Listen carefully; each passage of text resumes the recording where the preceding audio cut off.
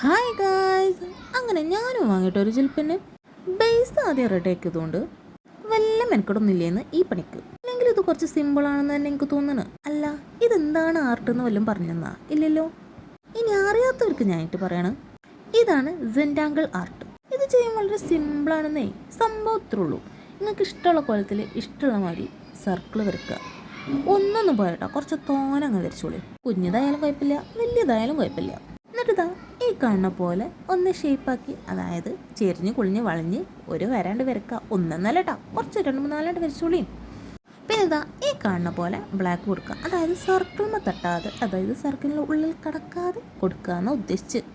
പിന്നെ ഞാൻ gel pen മാത്രമല്ല കേട്ടോ വാങ്ങിച്ചത്, ഇതാ ഈ CD മാർക്കർ കൂടി വാങ്ങിച്ചിട്ടുണ്ട്.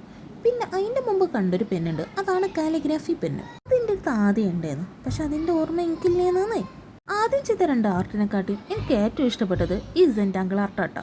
എന്താണെന്ന് അറിഞ്ഞൂടാ, ബ്ലാക്ക് പെന്നിട്ടല്ലേ വരച്ചത്, അതുകൊണ്ടാണോ എന്ന് അറിഞ്ഞൂടാ. എനിക്ക് ഈ സെൻറ്റാങ്കിൾ ആർട്ടാട്ടോ ഭയങ്കരമായിട്ട് ഇഷ്ടപ്പെട്ടത്. അടുത്ത സ്റ്റെപ്പാണ് ഈ കളിയിൽ, അതായത് സർക്കിളിൻ്റെ ഉള്ളിൽ മാത്രം കളർ കൊടുക്കുക. സംഭവം സെറ്റാണ് കഴിഞ്ഞ്. ഈ പ്രോസസ്സ് അടുത്തോട്ടരാ.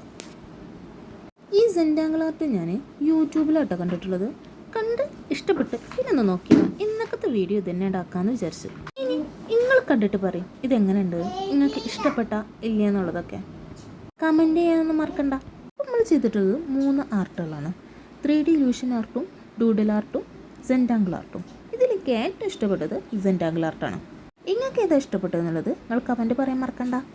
പിന്നെ അതുപോലെ തന്നെ 10ൽ എത്ര മാർക്ക് ഇതിന് തരും എന്നുള്ളതും അതും പറയാൻ മറക്കണ്ട കേട്ടാ.